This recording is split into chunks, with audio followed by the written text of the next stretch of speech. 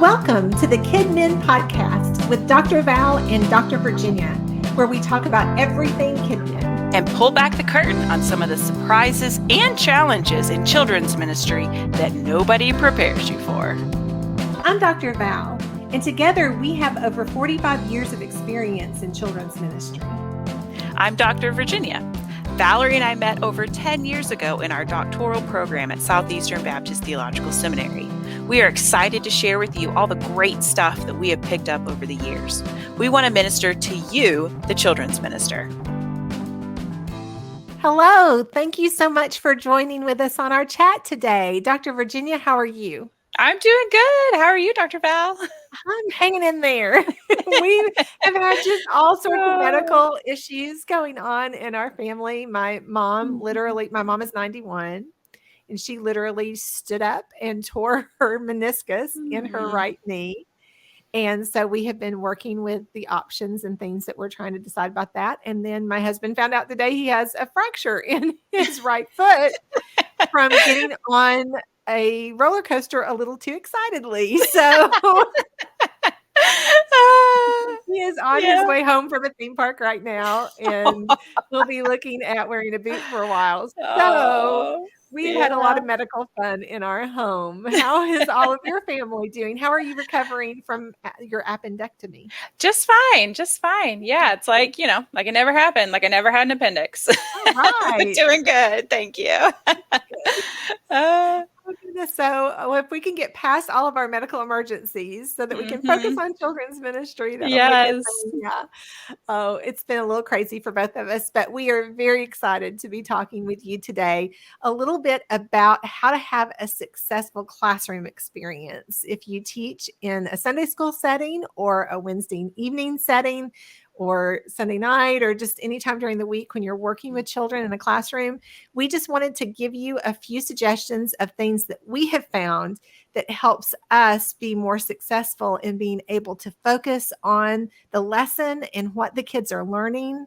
And it really just helps us to be able to make the main thing and not have to stress about a lot of other little details that are going on. So we just wanted to share that with you today. Dr. Virginia, why don't you talk a little bit about why it's important to be the first person in the room? Oh, yes. Well, and I heard this from you several years ago, that, whoever's in the room first gets to set the tone for the rest of the time. And so, if there are kids in there before you and they're running wild, then it's going to be a lot harder to draw them back in and get them refocused and to stay calm. So whenever you're the first one in the room, you get to set that tone, and maintain control of the atmosphere for the rest of the time. Right. And if you are actually the second person to come into the classroom, I've had teachers ask me when we've had these conversations before where they've said, oh, that's great, but I am a second hour teacher. And so when I walk into the classroom, it's already chaos. Yes. What can I do to take care of that? And so a lot of times what I'll suggest is go ahead and have the kids clean up. Do a cleanup time where you put everything away, where you clean up the room, you get it all set up, and then have some sort of a game or an activity that you are going to draw them in with at the very beginning. But that cleanup time kind of helps reset their brain so that they feel like it's the beginning of a class time again. And it gives you control back. Like it shifts the control of them being in this chaotic kind of classroom setting. And it gives you the control back to be able to restart the class time. And so just do a cleanup song and have everybody clean up and have everybody kind of, straighten up and put things away, and then just jump into your activity. And kind of the flip side of that too is like, I always liked to not end with free play because I think we probably talked about this before, because one, that's not always the best impression that you're giving to parents at pickup, or if it's like in between the first hour and the second hour, as new people are dropping off and it's chaos. So I always try to have some sort of specific activity, whether it's an activity page with their coloring or doing Play-Doh, something to where they're doing something specific, not just beyond free play. So, well, and it's really great what the activities that you mentioned, because when you have that end of the class time activity, You want something that kids can walk away from and it not disrupt the entire class. Because if you're doing some sort of a game that requires a certain number of people and you're Right. having people picked up and then you're having kids come in trying to jump into that game, it can be a little confusing. And so it is nice to have those quieter activities to be the pickup activities. That's when you use the coloring sheets, the Play-Doh, those kinds Yep. of things that are a little quieter, so that way it's easy for people to drop in and drop out as they're Yes. handling that transition. So that's a Yes. good thing. It's a good Yeah. thing. But I do find that a lot of teachers, especially if they aren't very prepared or if they aren't very experienced, free play is typically what ends up ending the classroom. So having that end of the time activity is super, super important. And Yes. I think that leads us really well into our second one, because our second one is being prepared with your activities. Yes. We've talked about before, when you have the classroom set up for your class time, when you have all of your activities ready, you have all of the materials prepared, you have everything set up in the classroom for what you're doing for that entire hour, then that gives you more control over the classroom, but it also gives you the opportunity to really focus on the children as they come into the classroom, as you greet them, as they get started. Because if you're kind of running around and you're going, oh, wait, I need to run down to the supply room to grab more construction paper, or, oh, wait, I need to go, pick up some balls out of the supply room and I'll be right back. That's going to give downtime for the children that are already in the classroom. And if they have downtime, the children are going to find a way to fill that downtime. Yes. And it's not always going to be the most constructive activity that they could come up with to fill that time. So as much as possible, if you can have your material set out and everything ready so that when the children come in, you are ready to hit the ground running with that very first activity that you have for them. And that just really will make that transition so much smoother. I had some teachers that they surfed during the 8:15 service. And so coming in early was really hard for them.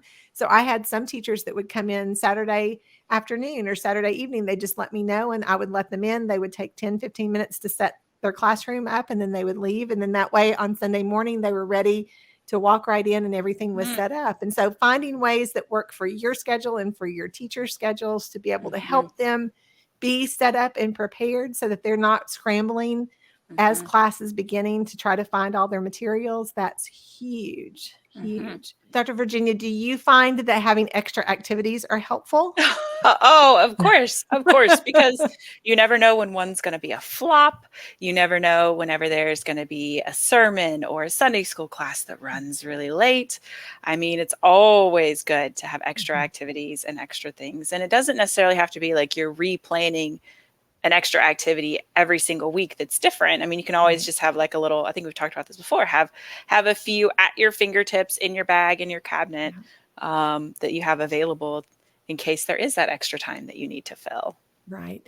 One of the things that I always provided for my teachers is we had a little bin that stayed in each classroom that was just set up with extra activities. It might have, more random type of coloring sheets and crayons in it. It might have some of those little koosh balls or Play-Doh or different things. And it had a little list of some game ideas and some activity ideas. I'm a real big believer in popsicle sticks with the books of the Bible on them. There are a million games you can play with popsicle sticks that have the books of the Bible written on them. And so those types of things that I would, keep in a box in each classroom, and the teachers knew that if they had that extra time, if something happened and something didn't go well, if something flopped, if there was something missing from an activity that they needed to do, and so they needed to fill in with something, they have those extra activities that they could just pull out really quickly. Super simple things, super simple games that helped review the Bible story. So they were all connected to either Bible skills or they were very generic. So you could use review questions from the Bible story or retell the Bible story, those kinds of activities that would be in that box so that they could kind of have those extra activities on hand. because again, you never know what's going to happen from class time Yes. to class time. And so, Yes. you know, Yes. and so I think extra activities are a lifesaver if you are Yes. struggling with a classroom, especially if you're struggling with keeping the kids focused, if you're having trouble making sure that they can kind of stay on task. It's having those little things that are new for them or things that they love. Silent Ball Review was always a favorite of my kids. And so they never minded. I could have done that game with them every single week where we literally just stood in a circle or stood around the room and threw the cush ball to, and they had to answer a question and then they'd throw it to the next one and then they'd answer a question and we would just do review. We could have played that every week and they were always very happy. Like that was just their favorite game ever. They're getting to throw a ball, of course. Yeah. And so, it's those kinds of things that really make a huge difference. And so for me too, one of the things that has always helped me, and I don't know if this is just sort of a preschool background, kind of activities that I'm so used to, but I love having a classroom set up in zones or set up in, if you're familiar with the older preschool setups where we had centers. Yes. It's that same kind of idea. But I always felt like that it really helped me to be able to sort of maintain classroom sanity. If I had areas of the classroom where we did certain things, where we had the area set up for group time, and where we had an area set up for the games, and we had an area set up, especially for, I am a teacher who loves to paint. Yeah. And a lot of usually a lot of people don't. And I understand why, because it can be super hard to paint, especially the younger the kids get, the harder it is to paint. A painting zone, like an area that's where all of the painting materials were for us to be able to do that activity.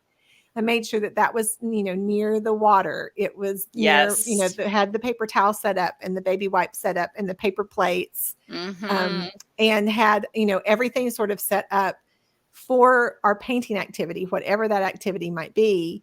And then always set it up so that we had 2 activities or 3 activities that were going on at the same time, so that I could just pull a couple of kids over to paint at a time. So that maybe I might have an area with books or puzzles, something that was self-directing, and then an area for my helper teacher to be able to be doing an activity with another group of kids. And then I would be doing the painting so that way, we were just doing a couple of kids at a time. Right. It didn't get too out of hand. It didn't get too messy. I was able to sort of reset between the groups of kids that came over. And according to the activity, sometimes I would get braver and it might be 3 or 4 kids at a time as opposed to 1 or 2. The age really matters and the activity really matters as to how well you can handle. But I painted with preschoolers a lot and I loved it. Yeah, they love it. They enjoy it because it is something that they very rarely ever get to do. Yes. And so being able to, maybe we'll do an episode sometime on how to paint with kids because I love to do it so much. And I have so many little tricks that I used and things that I used. You can let us know if that would be something that would be useful for you to hear about. But the idea, though, is that if you have these areas in the classroom that are set up for these activities and you have them set up ahead of time, but also if you have the space ready and the space available, then it's going to make your class time more successful. If you have a way to rotate people around activities so that you can have smaller groups, so that you can have a little more one-on-one time with kids when you're teaching a particular topic. Those kind of things will really help make your classroom a lot more successful. They do take a little bit of planning, but it's worth it in the long run for sure. Oh, and I think, and you talked about in the preschool setting, especially, I feel like centers or zones or whatever are really, really versatile and people don't always necessarily think of them as that way. Just because you have a play kitchen doesn't mean that kids are just like pretending to cook every single week. Like you can pull out this particular fruits and vegetables and things like related to your Bible lesson. I mean, if you have, like, I always would like to have a stockpile of little plastic animals in preschool rooms because so many Bible stories have an animal involved or they're about an animal or it's a parable about a sheep. And so you can use those little plastic animals in a million different ways, blocks, You know, of course, kids love to build towers and knock them down. And there's a million different ways that you can use blocks. And so, you know, those zones and those centers can be very, very versatile and very, very flexible if you just learn to sort of think about them in that way as you're planning your lesson. Right. Well, and a lot of teachers will say to me too, well, the kids automatically want to go to the kitchen center or they want to go to the block center, and we're not doing that at that time. And I don't want, that's where really setting up your classroom ahead of time can help you. Because I had a big plastic bins that I put all of the kitchen toys in. Yes. And so that way they could be put away. So they weren't always in the kitchen, so that there weren't always things for the kids to be playing with in the kitchen. Or the block shelves, I would literally turn them to face the wall so that they didn't have access to the blocks. I was just say that's a good point, because that was a question that I saw recently in a Facebook group. They're like, well, how do you keep kids out of the centers? I said, well, you don't, you know, you don't leave the toys out. Like they're always put away, and you pull out the blocks when you need them. You pull out the animals when you need them. You pull out the food whenever you need it. And so, so some things like you may not be able to put away the entire kitchen. No. And that's okay. And but some people you don't have everything out. Right. And some people don't even have cabinets that they can put things away in. And I would actually teach in classrooms that were set up for weekday classrooms.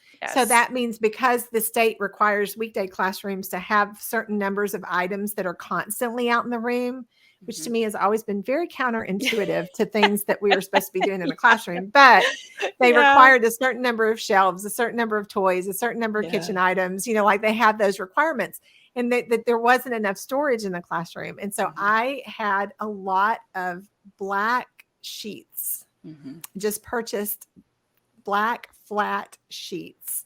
And I would just cover the bookshelves with the black sheets. Now, I will say this to make sure, because some people would say, well, wouldn't the kids still peek behind it? Or it's more of an out of sight, out of mind if you have other activities ready for them to do. Yes. So if you're just asking them to come into the room and just sit quietly while you're doing something, then no, they're going to lift the sheet up and look, because they're going to know that's where the blocks are. They're going to know. But if you have an activity for them to do when they come into the classroom, they're not automatically going to see the blocks and want to go to the blocks, because they won't be able to see the blocks because they're looking at the Play-Doh that you already have on the table. Right. Or the, you know, or the other activities. So it is an out of sight, out of mind, as long as you are focusing them on activities that you have prepared for them.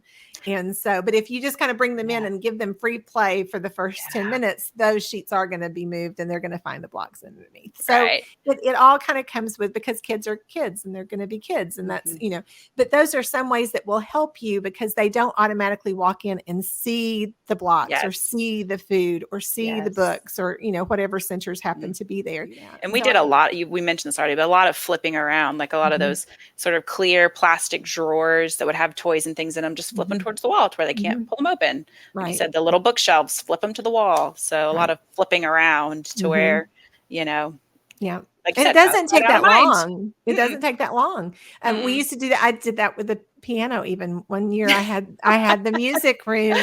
And so literally we would like rotate the piano to turn it and then cover it. So that, you know, because it was just, it automatically would draw the kids in, and we were like trying to get them to, they just wanted to play. And so it really is, it's children are children, and they're going to explore, and they're going to find things, and they're going to be easily distracted. And that doesn't have anything to say about your activities or how great you are at planning. It just, it's just the nature of being a child. They're very inquisitive. They're very interested in things.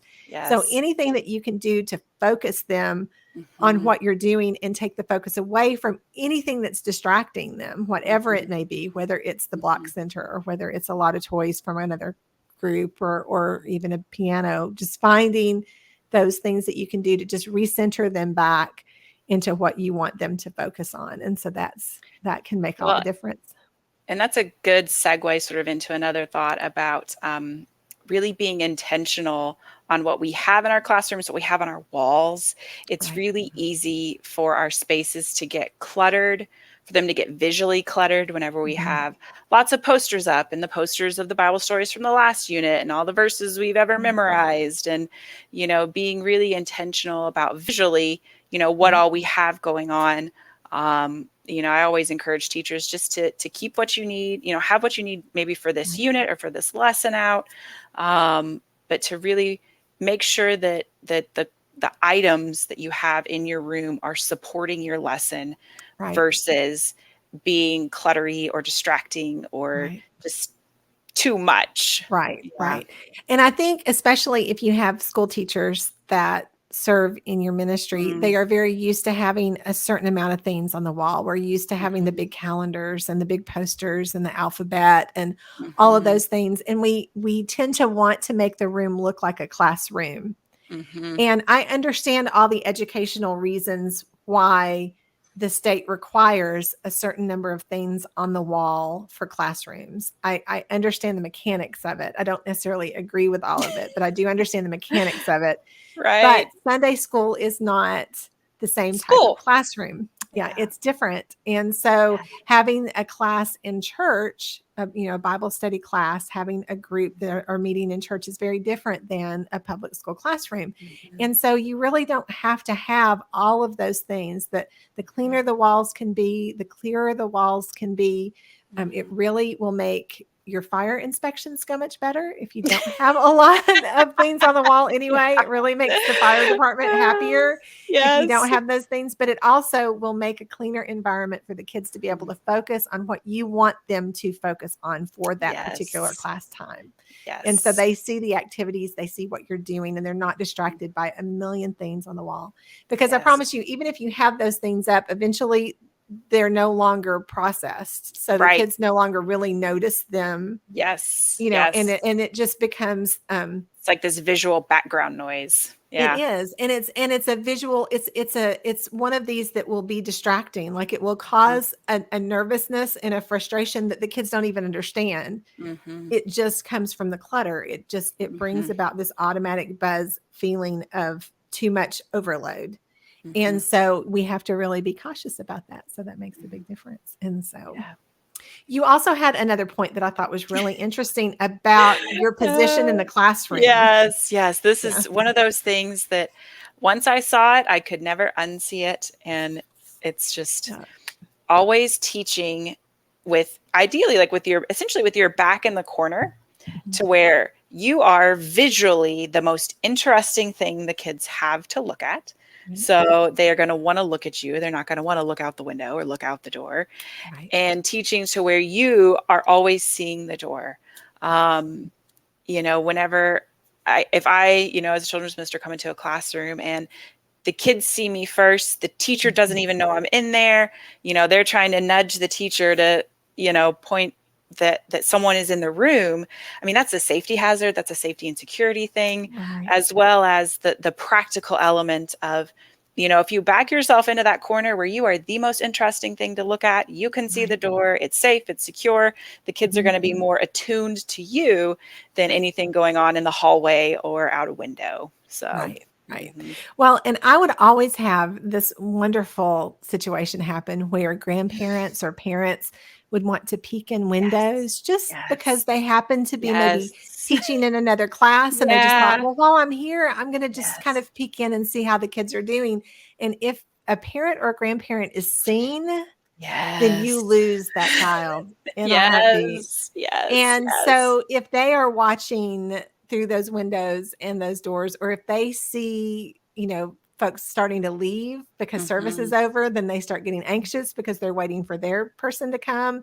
And so it's that sense of like really making sure that they are not looking at the door as much as possible so that you can kind of keep their focus on where their focus needs to be. And so that's huge. And it helps you to like you said, when parents do start picking up, you see people at the door, you can tell what's happening. It just gives you that sense of protection. And so that's absolutely really huge. Well, and another thing that we wanted to make sure that we mentioned is that children learn through action. They learn through activities. And so having games that teach are huge. And we'd already mentioned a little bit about having like the popsicle sticks with the books of the Bible and coming up with games there, or using note cards and games or balls and games. And so having games that can teach and review your activities are huge. I've talked before about how in one of our classes, when we were working on our doctorate, we had somebody come in and they talked about the chemistry in our brains that help us to learn and understand. And there's actually a chemical in our brains that's released during motion that helps with retention. And so basically what that tells us is that God created us to learn while we move. Yes. And so we want to make sure that we're not sitting and teaching a stagnant lesson for 30 minutes, because we've already talked about those attention spans and how long they can really pay attention. But games can really make a huge difference in how the kids are learning and how they understand. If you have a moment where you feel like you're needing to redirect or you're needing to get them to move a little bit, if you have a game that you love, even if it's like 7-Up or Silent Ball, or I'm trying to think of like, some of those Four Corners. I love Four Corners. Simon Says. Any of those kind of games, even if they don't teach, it's okay. Yeah. Sometimes it's just nice to have that moment where they're up, they're moving around a little bit. Then it gives you the opportunity to redirect them and get them focused on your next activity. But don't worry if it doesn't necessarily teach a lesson for that 5 minutes that you're playing this simple game to sort of transition. It's perfectly fine. You know, some days we are just excited that the day has gone well and no one is hurt and no blood is spilled, and we should celebrate that and be okay with that. We don't want that to be our goal. Right. We're but hoping those days that we're happen. teaching. Yeah. But those days do happen. Yeah. And so if you have to kind of figure out some games just to have in your back pocket that don't have anything to do with the lesson for that day, it's okay. You know, having a successful classroom means that you have kids that love coming to church and they love learning the Word of God and they love hearing about Jesus, and they are shown love and compassion and they're shown acceptance. That's what a successful classroom is really for. Don't put so much pressure on yourself. You know, take a deep breath, you know, regroup, and it's all gonna be okay. It's all gonna be good. Amen. Dr. Virginia, can you think of anything else we might have missed? I know. I think we've done a pretty good job. We'll probably think of something in the middle of the night and be like, "Oh, why didn't we say that?" But always, it just happens. I was like, "Oh no, I wish I could have said this." Yes. No, I'm sure that we'll talk about suggestions and ideas for successful classroom experiences a lot more. We hope that you have enjoyed our time together. We're definitely excited to be able to just chat and to share it with you. So we will talk to you next time. Goodbye.